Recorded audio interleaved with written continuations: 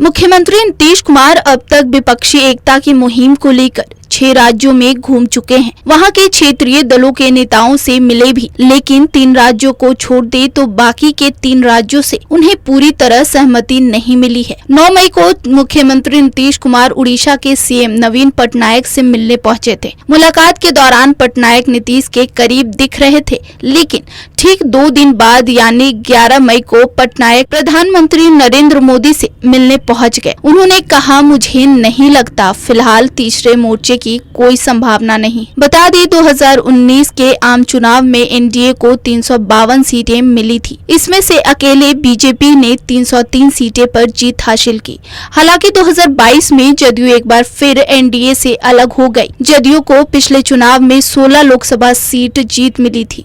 वहीं पूरा विपक्ष महज 92 सीटों पर सिमट गए, जिसमें कांग्रेस पूरे देश में सिर्फ 52 सीट ही जीत पाई थी। दिल्ली में कुल 7 लोकसभा सीट है। यहां आम आदमी पार्टी और कांग्रेस का एक भी सांसद नहीं है। राजधानी की सभी सीटों पर भाजपा का वर्चस्व है। 7 सीट भाजपा की झोली में है। नीतीश कुमार का मानना है कि विपक्ष देश में भाजपा का मुकाबला तभी कर सकती है जब कांग्रेस उसके साथ रहे। यही वजह है कि उन्होंने विपक्षी एकता की मुहिम की शुरुआत दिल्ली में कांग्रेस नेताओं के साथ मिलकर की।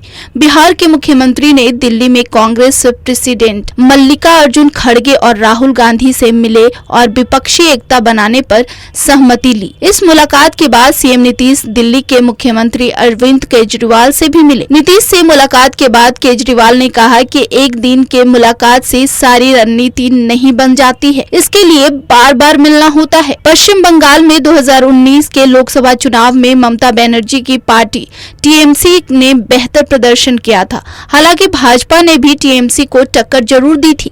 टीएमसी ने 22 लोकसभा सीटों पर जीत हासिल की थी। वहीं बीजेपी ने बंगाल से 2 सीट से छलांग लगाकर 18 लोकसभा सीट जीती, जबकि कांग्रेस को केवल 2 सीट भी मिली। दिल्ली के बाद सीएम नीतीश कुमार 24 अप्रैल को विपक्षी एकता को मजबूत करने के लिए पश्चिम बंगाल पहुंच गए। वहां उन्होंने मुख्यमंत्री ममता बनर्जी से मुलाकात की। हालांकि इस मुलाकात में ममता बनर्जी ने विपक्षी एकता को लेकर किसी तरह की दिलचस्पी नहीं दिखाई। हालांकि उन्होंने नीतीश कुमार को आश्वासन जरूर दिया कि समय आने पर सब कुछ तय किया जाएगा। यूपी में लोकसभा 2019 के चुनाव में बीजेपी ने 62 सीटों पर जीत हासिल की थी। वहीं अखिलेश यादव की पार्टी समाजवादी पार्टी को महज 5 सीटें आई थी। उस चुनाव में अखिलेश यादव ने बीएसपी की मायावती के साथ मिलकर चुनाव लड़ा था, जिसमें मायावती को सिर्फ 10 सीटें ही मिली थी। दूसरी तरफ कांग्रेस की हालत ऐसी थी कि केवल सोनिया गांधी की रायबरेली सीट को छोड़कर एक भी सीट उनके खाते में नहीं आई। पार्टी की हालत ऐसी हो गई कि राहुल गांधी ने अपनी परंपरागत सीट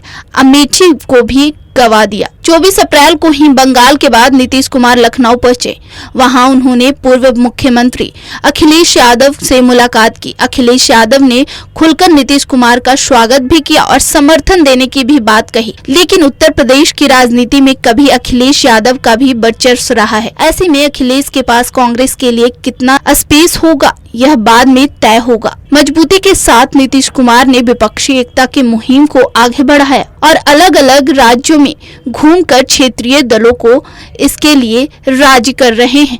ब्यूरो रिपोर्ट, देशवा न्यूज। सिर्फ खबर दिखाना देशवा न्यूज का मकसद नहीं।